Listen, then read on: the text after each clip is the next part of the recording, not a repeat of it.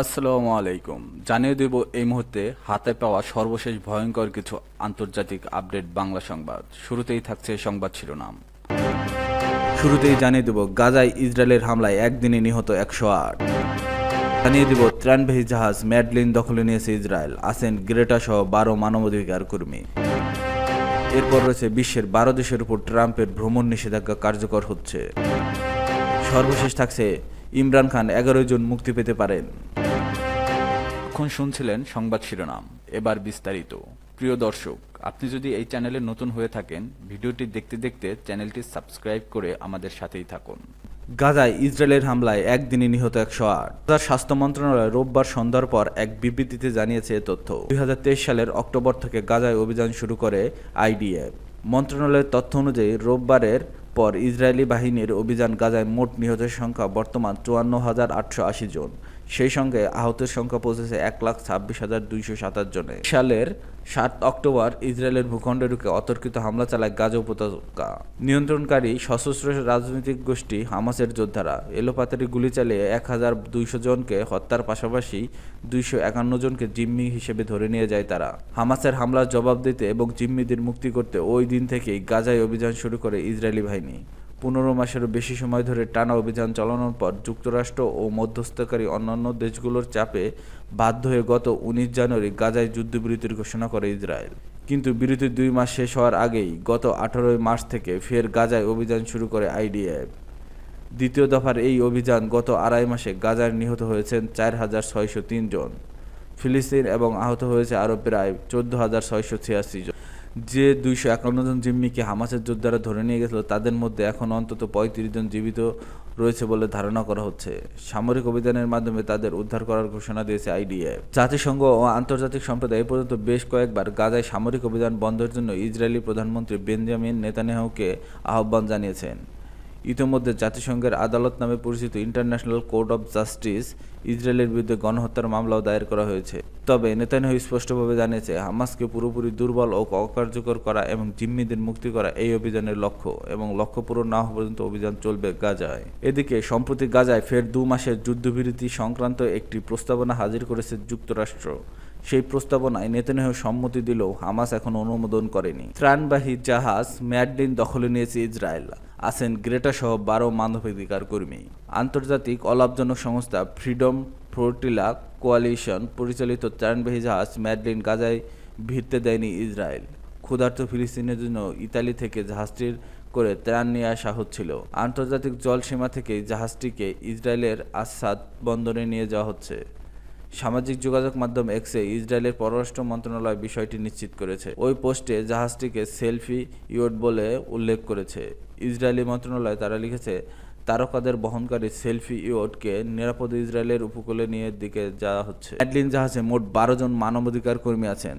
তারা হলেন সুইডেনের পরিবেশ বিষয়ক আন্দোলনকারী গ্রেটা থুনবার্গ, ফিলিস্তিনি বংশোদ্ভূত ফরাসি নাগরিক ও ইউরোপের পার্লামেন্টের সদস্য রিমা হাসান, জার্মানির ইয়াসেমিন আচার, ফ্রান্সের ব্যাপতিস্তো আন্দ্রে, ব্রাজিলের থিয়াগো আভিলা, ফ্রান্সের ওমর ফাহাদ, পাসকাল মোরেরাস, ইয়ানিস মোহাম্মদি, তুরস্কের সোলাইভ ওর্দু, স্পেনের সার্জিও তোরিবিও, নেদারল্যান্ডের মার্কো ফন রেনেস ও ফ্রান্সের রিভাভিয়া। ইসরায়েলের পররাষ্ট্র মন্ত্রণালয়ের ওই পোস্টে সুইডেনের পরিবেশ বিষয়ক আন্দোলনকর্মী গ্রেটা থুনবার্গ সহ অন্যান্যদের বিরুদ্ধে ক্ষোভ জানানো হয়েছে। এতে অভিযোগ করা হয়, এই মানবাধিকার কর্মীরা গণমাধ্যমকে উস্কে দেওয়ার চেষ্টা করছিলেন। শুধু প্রচার পাওয়ার উদ্দেশ্যে তারা এই কাজ করেছেন। ফ্রিডম ফ্লোটিলা কোয়ালিশনও জাহাজটি ইসরায়েলের দখলে যাওয়ার তথ্য নিশ্চিত করেছে। তারা বার্তা আদান প্রদানের অ্যাপ টেলিগ্রামে লিখেছে, জাহাজের সঙ্গে তাদের সব ধরনের যোগাযোগ বন্ধ করে দিয়েছে ইসরায়েলি বাহিনী। এছাড়া টেলিগ্রামে একটি ছবি পোস্ট করা হয়েছে, সেখানে ত্রাণ দিতে যাওয়া মানবাধিকার কর্মীদের হাত ও উপরের দিকে তুলে বসে থাকতে দেখা গেছে। গত 2 মাস থেকে গাজায় ত্রাণ প্রবেশ পুরোপুরি বন্ধ করে দেয় ইসরায়েল। এমন অবস্থায় অনাহারে ভুগে বেশ কয়েকটি শিশু মারা যায়। ত্রাণ প্রবেশের বাধা দেওয়ার বিরুদ্ধে প্রতিবাদ জানাতে ম্যাডলিন নামের এই জাহাজ 1 জুন ইতালির সিসিলির কাতানিয়া শহর থেকে যাত্রা শুরু করে। বিশ্বের 12 দেশের উপর ট্রাম্পের ভ্রমণ নিষেধাজ্ঞা কার্যকর হচ্ছে। যুক্তরাষ্ট্রের প্রবেশের ক্ষেত্রে বিশ্বের 12টি দেশের নাগরিকদের উপর প্রেসিডেন্ট ডোনাল্ড ট্রাম্পের দেওয়া ভ্রমণ নিষেধাজ্ঞা কার্যকর হচ্ছে। স্থানীয় সময় সোমবার রাত 12টা 1 মিনিট থেকে এই নিষেধাজ্ঞা কার্যকর হচ্ছে।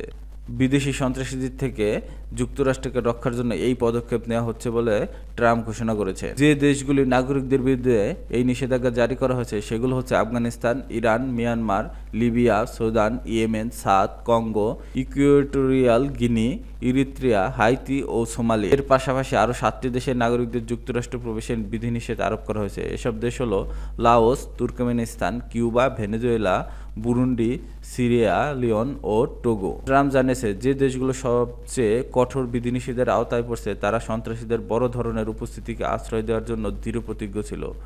তারা ভিসা নিরাপত্তার সহযোগিতা করতে ব্যর্থ হয়েছে আর ভ্রমণকারীদের পরিচয় যাচাইয়ের ক্ষেত্রেও তাদের অক্ষমতা রয়েছে। পাশাপাশি এসব দেশগুলোর অপরাধমূলক রেকর্ড সংরক্ষণ অপর্যাপ্ত এবং তাদের নাগরিকদের ভিসার মেয়াদ শেষ হয়ে যাওয়ার পরেও যুক্তরাষ্ট্র অবস্থানের হার উচ্চ। প্রসঙ্গে তিনি 1 জুন কলোরাডোর বোল্ডার শহরে হওয়া হামলার কথা উল্লেখ করেন। ওই ঘটনায় এক মিশরীয় নাগরিক ইসরায়েলপন্থী বিক্ষোভকারীদের উপর একটি পেট্রোল বোমা নিক্ষেপ করেছিলেন। এই ঘটনাকে উদাহরণ হিসেবে তুলে ধরে এসব কারণে নতুন নিষেধাজ্ঞা প্রয়োজনীয় হয়ে পড়েছিল বলে দাবি করেন তিনি, যদিও তার ভ্রমণ নিষেধাজ্ঞার তালিকায় থাকা দেশগুলোর মধ্যে মিশর নেই। যুক্তরাষ্ট্রের প্রেসিডেন্ট হিসেবে প্রথম মেয়াদকালে ট্রাম্প 7টি সংখ্যাগরিষ্ঠ মুসলিম দেশের উপর ভ্রমণ নিষেধাজ্ঞা আরোপ করেছিলেন। যুক্তরাষ্ট্রের সাবেক প্রেসিডেন্ট ডেমোক্র্যাট দলীয় জো বাইডেন তিনি ট্রাম্পের পর ক্ষমতায় আসেন 2021 সালে ওই নিষেধাজ্ঞা তুলে নিয়েছিলেন। বাইডেন এই নিষেধাজ্ঞাকে যুক্তরাষ্ট্রের জাতীয় বিবেকের উপর একটি কলঙ্ক বলে অভিহিত করেছেন। ট্রাম্পের এই পদক্ষেপকে ইরানি ও মুসলিমদের প্রতি গভীর শত্রুতার বহিঃপ্রকাশ বলে নিন্দা করেছেন তেহরান। ইমরান খান 11 জুন মুক্তি পেতে পারেন আর ওই দিনই তাকে তার স্ত্রী আদালত জামিন দিতে পারেন বলে জানিয়েছেন পিটিআইয়ের প্রধান নেতা গওহর আলী খান। তিনি বলেছেন 11 জুন ইমরান ও বুশরার জন্য একটি গুরুত্বপূর্ণ দিন হতে যাচ্ছে, কিন্তু কেন গুরুত্বপূর্ণ হবে এ ব্যাপারে বিস্তারিত কোনো কিছু জানাননি তিনি। এর আগে দেশটির হাইকোর্ট এই মামলার শুনানির তারিখ পিছিয়ে 11 জুন নির্ধারণ করে। দেশটির জাতীয় অ্যাকাউন্টেবিলিটি ব্যুরো তাদের যুক্তিতর্ক প্রস্তুতের জন্য আরও সময় চাইলে আদালত শুনানির জন্য 11 জুনকে নির্ধারণ করেন। গওহর আলী খান সংবাদ মাধ্যম ARY নিউজ জানিয়েছে অন্যান্য বিরোধী দলের সঙ্গে তারা একটি আন্দোলন শুরু করবেন, যেটির নেতৃত্ব দেবেন ইমরান খান নিজে। পাকিস্তানের খাইবার পাখতুনখোয়া প্রদেশের মুখ্যমন্ত্রী আলী আমিন গান্দাপুর গত সপ্তাহে জানিয়েছিলেন ইমরান খানের মুক্তির জন্য ঈদুল আজহার পর তার দেশব্যাপী আন্দোলন শুরু করবেন। অনাস্থা ভোটে ক্ষমতাচ্যুত হওয়ার পর ইমরান খানের বিরুদ্ধে অসংখ্য মামলা দায়ের করা হয়, যার মাত্র কয়েক মিনিটে তাকে দণ্ড দেওয়া হয়েছে, যার মধ্যে অন্যতম হল আল কাদের ট্রাস্ট দুর্নীতি মামলা। তার বিরুদ্ধে পাকিস্তানের বর্তমান সরকার অভিযোগ তুলেছে তিনি এই ট্রাস্টের মাধ্যমে কয়েকশো মিলিয়ন ডলার আত্মসাৎ করেছেন। তবে ইমরান তার বিরুদ্ধে অনীতি সব অভিযোগ অস্বীকার করে থাকেন।